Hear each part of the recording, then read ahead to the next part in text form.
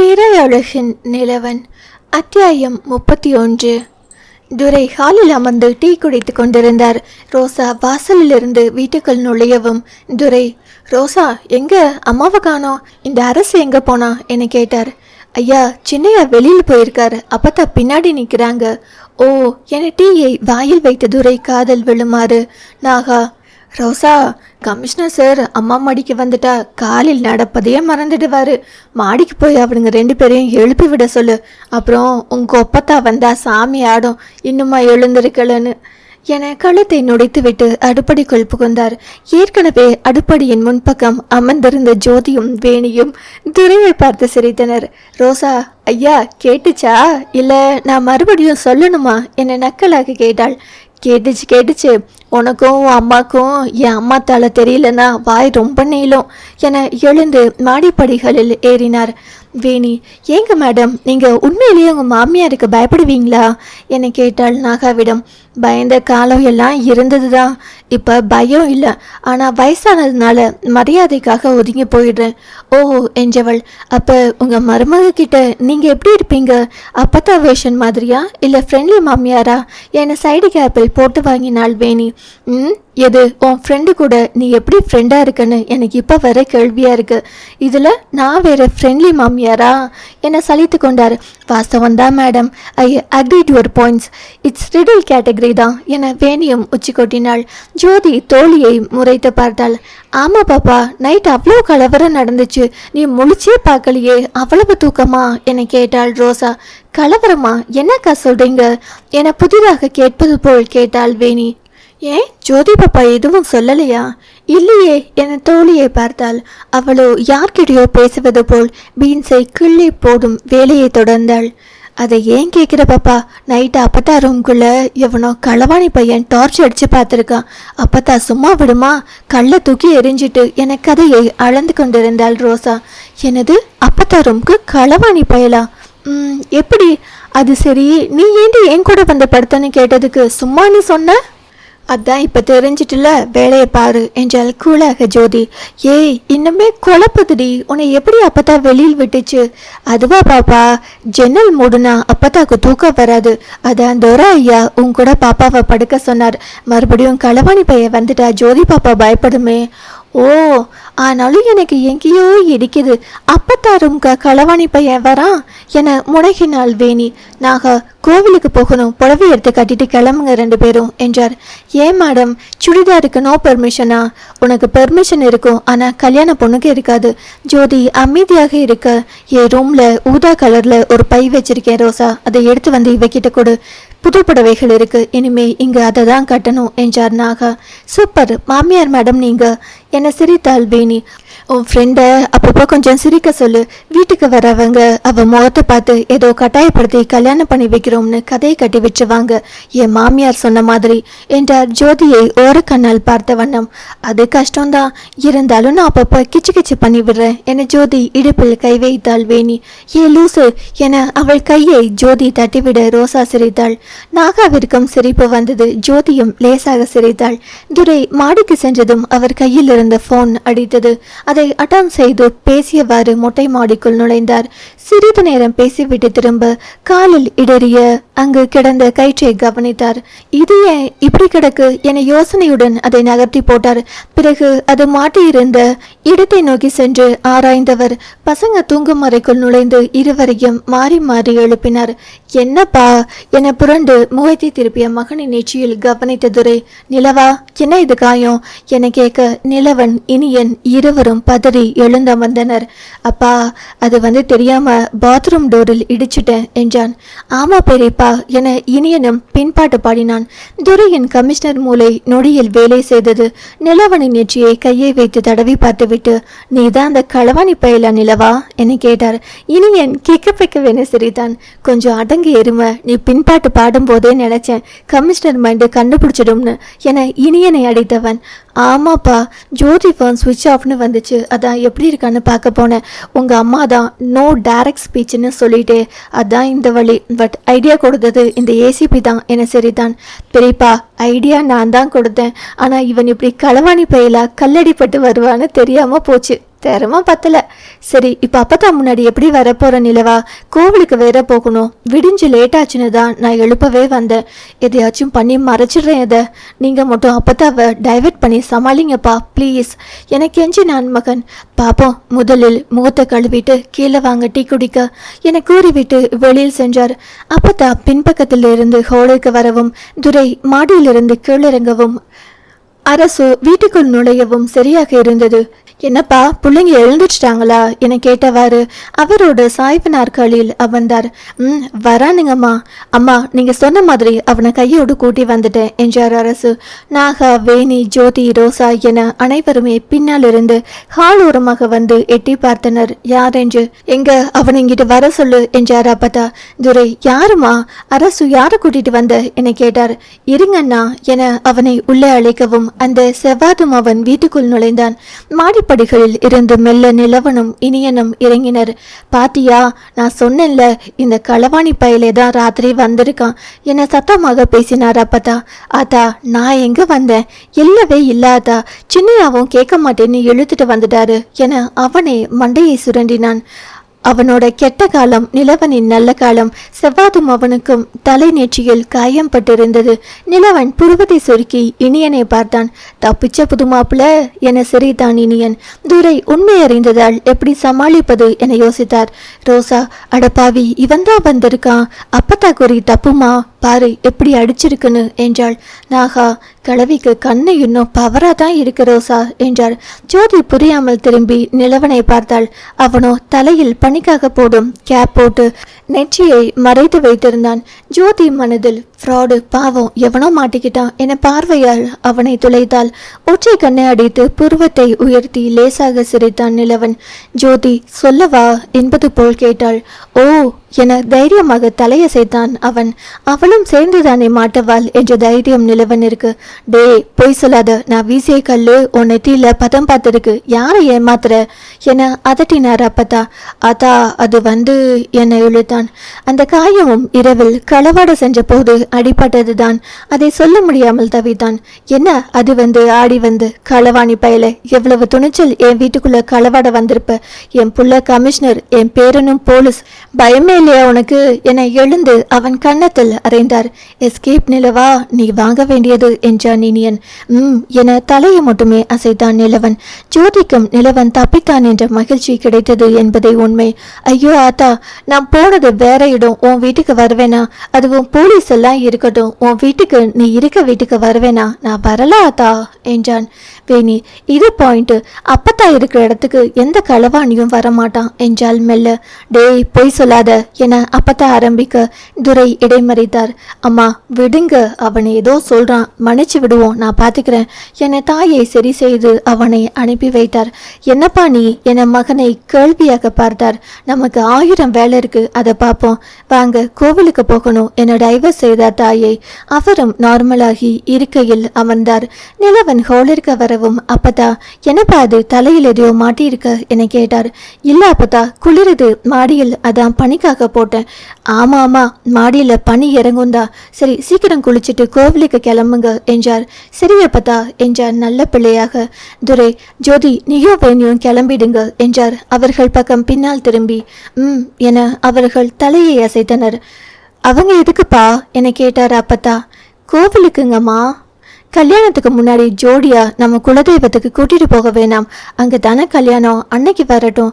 அது வர சோதி வெளியில் போக கூடாதுப்பா, நம்ம மட்டும் போவோம். அதான் ரோசா இருக்காளே, அந்த பொண்ணு சோதி கூட்டாளியும் துணைக்கி இருக்குதுல, நீங்க போய் கிளம்புங்க என்றார். துரையும் மறுவார்த்தை பேசாமல் நகர்ந்தார். நிலவனும் மாடி அறைக்கு நடந்தான். நாகா, அம்மா சொன்னா மறுவார்த்தை பேசுறதே இல்லை அண்ணனும் தம்பியும். இப்ப என்ன, நீங்க கோவிலுக்கு வரதுல சாமி கோச்சுக்க போகுதாம் என கூறிவிட்டு அடுப்படிக்குள் நுழைந்தார். வேணி, இந்த கிழவி என்னையோ உன்னோட போட்டு அரெஸ்ட் பண்ணுதுடி என நொந்து கொண்டே விலகினாள். ஜோதிக்குமே ஒரு மாதிரி ஜெயில் போல ஃபீல் ஆனது. சென்னையில் பெரிதாக வெளியில் போகவில்லை என்றாலும் தங்கமிடம், பஸ், காலேஜ் என மாறுதல்கள் கிடைக்கும். ஜோதி அறைக்குள் புகுந்து ஜன்னலோரமாக அமர்ந்தாள். அவளின் போன் அடித்தது. நிலவன் தான் அட்டன் செய்து பேசினாள். ஹாய் டிடில். எப்படி என் ஐடியா சமாளிச்சிட்டேன் பாத்தியா? பாவம் அந்த ஆளு அடி வாங்கிட்டாரு. அப்போ நான் அடி வாங்கலைன்னு ஃபீல் பண்ணுறேன். ஜோதி அமைதியாக இருந்தாள். Very bad. சரி விடு, நானே போய் அப்பத்தா கிட்ட சொல்லிடுறேன். லூசா நீங்கள் நிலவா? நான் அப்படி சொல்லலை. பின்ன இல்லை, சம்மந்தமே இல்லாமல் ஒருத்தர் அடி வாங்கிட்டாருன்னு விடு. அவனும் நைட்டு எங்கேயோ திருட்டு போய் விழுந்து எழுந்திரிச்சிருக்கான். ஓய் சோகம் விடில். ஹவுஸ் அரெஸ்ட் ஃபீல் தான். இன்னும் 4 days தான். அப்புறம் ஃப்ரீயாக என் கூட ஜோடியாக சுற்றலாம். ஜோதிக்கு ஒரு மாதிரியாக பதில் பேசவில்லை. நீ சைலண்ட் ஆகிடுவேன்னு தெரியும். No problem. நான் கோவிலுக்கு போயிட்டு வரும் வர ஃபோன் மூலமாக கனெக்ட் பண்ணுறேன். ஃபோட்டோஸ் வரும், லைவ் வரும். ஓகே, நான் போய் கிளம்புறேன். Bye. I love you my riddle என ஃபோனை கட் செய்தான். முகத்தில் சிரிப்பு தோன்ற ஃபோனை பார்த்தபடி அமர்ந்திருந்தாள். அத்தியாயம் 32. அனைவரும் கோவிலிற்கு புறப்பட்டனர். நிலவன் தலைமுடியின் ஸ்டைலை மாற்றி அமைத்து அவனின் காயத்தை மறைத்திருந்தான். நாகா மட்டுமே அதை கவனித்து கேட்டது. எதையோ கூறி சமாளித்து கோவிலிற்கு அழைத்து சென்று விட்டான். ஹால் சோஃபாவில் ஃப்ரீயாக வந்து அமர்ந்த வேணி, ஷபா எவ்வளவு சுதந்திரமா இருக்கு. ஆனாலும் இந்த அப்பத்தா ரூல்ஸ் மேக்கர் டி ஜோதி, வா வந்து நீயோ உட்காரு. அவங்க வரும் வர நீ நம்ம ஏரியாதான் என்றாள். ரோசா சிரித்தபடி, நீங்க 2 பேரும் டிவி பாருங்க பாப்பா, நான் மதியத்துக்கு சமைக்கிறேன் என்று அடுப்படியை நோக்கி நடந்தாள். அக்கா இருங்க, நானும் வரேன். பாவம் நீங்க மட்டும் தனியா சமைக்கணுமே என ஜோதியும் பின்னால் போனாள். இருக்கட்டும் பாப்பா, எனக்கு பழகிட்டு. நீ போய் டிவி பாரு. அப்பத்தா இல்லாதப்பதான் அங்க போய் உட்கார முடியும். டிவி பார்க்க எனக்கு பிடிக்காது. நீங்க வாங்க, இங்க நல்லா காத்து வருதுல என பின்பக்கத்தில் மரத்தின் அடியில் இருந்த நாற்காலியில் அமர்ந்தாள் ஜோதி. சற்று நேரத்திலேயே வேணியும் வந்துவிட, டிவி பார்க்கணும்னு போன அதுக்குள்ள வந்துட்ட என்ற தோழியிடம், ஆமா நான் மட்டும் பார்க்க போர் அடிக்குது. உங்க கூட உட்கார்ந்தா கதையாச்சும் பேசலாம் என அங்கிருந்த கட்டையில் அமர்ந்தாள் வேணி. ரோசா தூரமாக சென்ற சிறிது நேரத்தில் கையில் முருங்கைக்கீரையோடு வந்தாள். ஐ, முருங்கைக்கீரையா? எனக்கும் பிடிக்கும் என அதை எடுத்து ஆட்டினாள் வேணி. ஜோதி அதை உருவி கொடுக்க தொடங்க ஒவ்வொரும் பேசியபடி ஆரம்பித்தனர். வீடே அமைதியா இருக்கிற மாதிரி தெரியுதுலக்கா என்றாள் ஜோதி. வேணி, ஆமா ஹிட்லர் அப்பத்தா இல்லல, அப்படிதான் தெரியும் என்றாள். ரோசா சிரிக்கவும், ஏங்கா அப்பத்தா இல்லைன்னா உங்களுக்கு ஜாலி தானே என்று கேட்ட வேணியிடம், அப்படி இல்லை பாப்பா, அப்பத்தா இல்லைன்னா கொஞ்ச நேரம் மட்டும்தான் நல்லா இருக்கும். அப்புறம் அது எப்போ வரும்னு வாசலையே பார்க்க ஆரம்பிச்சிடுவேன். அது குரல் கேட்டாதான் எனக்கு நிம்மதியே என சிரித்தார். அட போங்கக்கா, நீங்க இவ்வளோ நல்லவங்களா இருக்கீங்க என உச்சி கொட்டினாள் வேணி.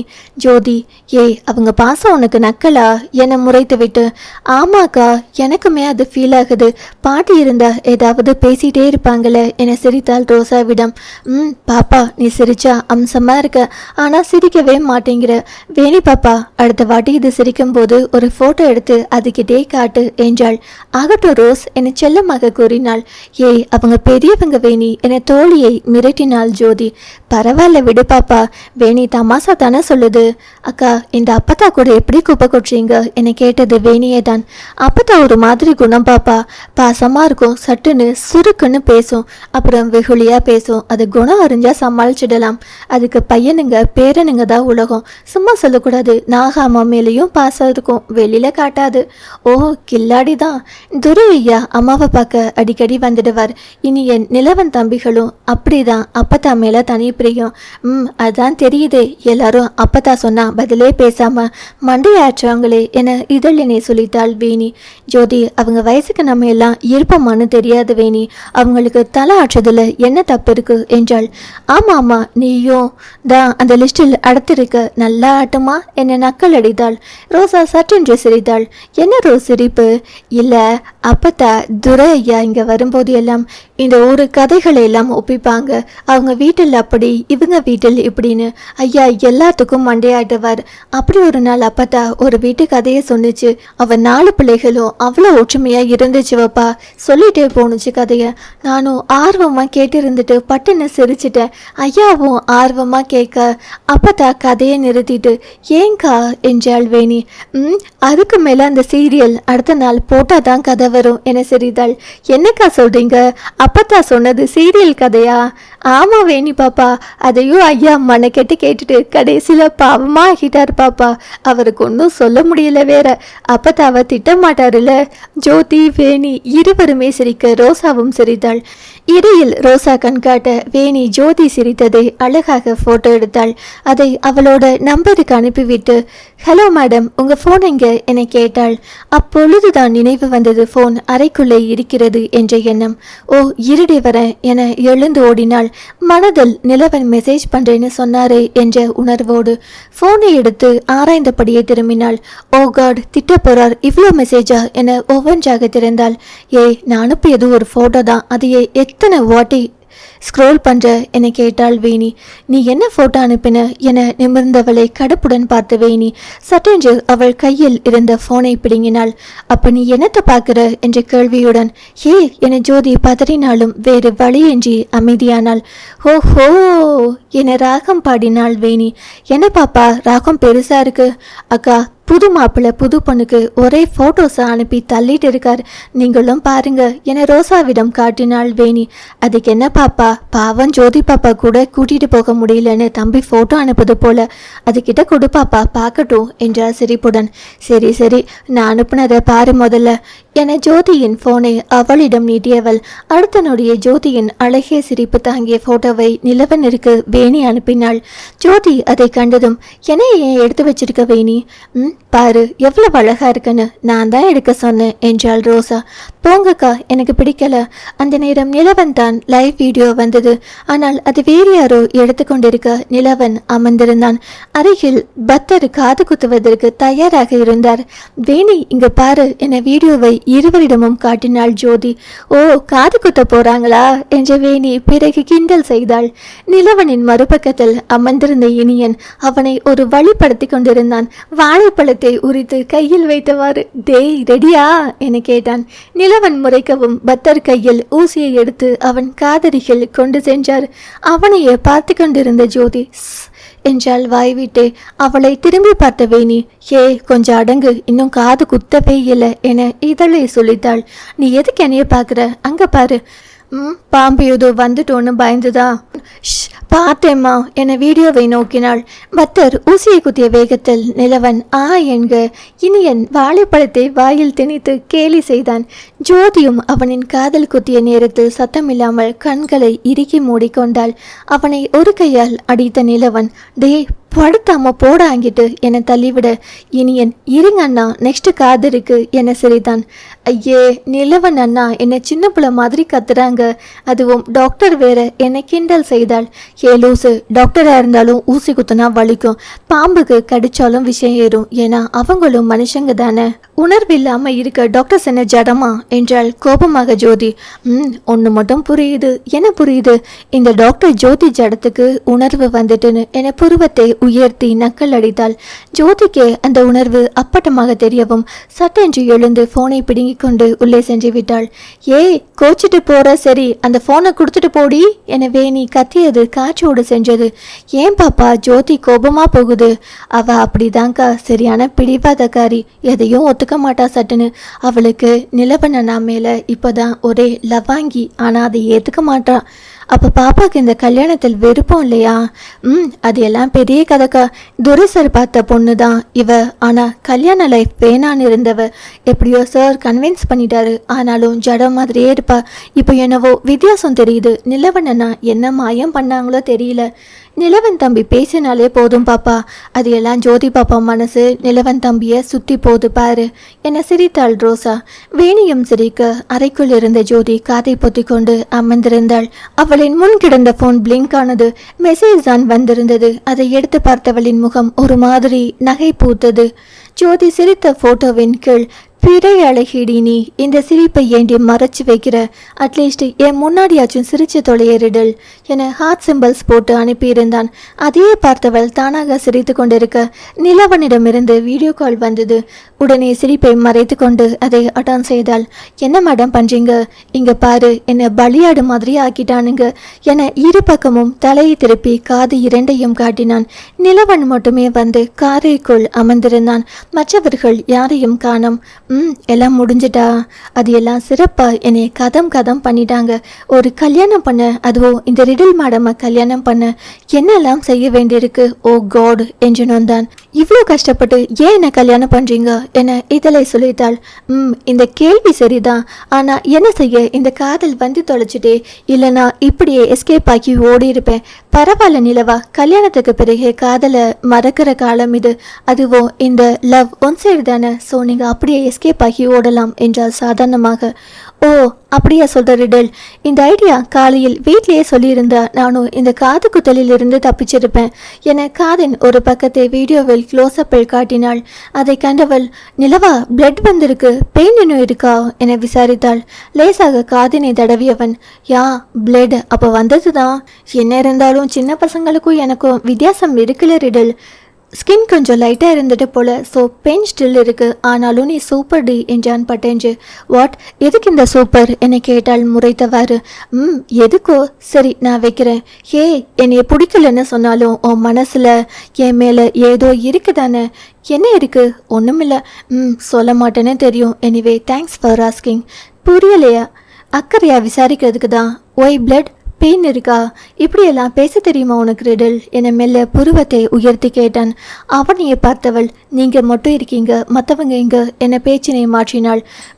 அடுத்து என்னைய எங்க பலியாடு மாதிரி மாலை போட வைக்கலாம்னு பிளான் போடுறாங்க கோவிலுக்குள்ள. நிலவா அப்படி சொல்லாதீங்க, அவங்க செய்கிறது எல்லாமே உங்கள் நல்லதுக்காக தான் இருக்கும் என மனதார கூறினாள். சரி சொல்லு, எஸ்கேப் ஆகவா, வீட்டுக்கு வரவா? அது உங்கள் இஷ்டம். அடிப்பாவி, சரி போ. என்னது ஒன் சைட் லவ் தானே, போகட்டும், பை, வெய்மா என ஃபோனை கட் செய்தான். ஜோதி அமைதியாக ஃபோனையே பார்க்க அப்பொழுதுதான் கவனித்தாள் நிலவன் ப்ரொஃபைலில் பிக்சரை மாற்றி ஜோதி சிரித்த புகைப்படத்தை வைத்திருக்கிறான் என்பதை.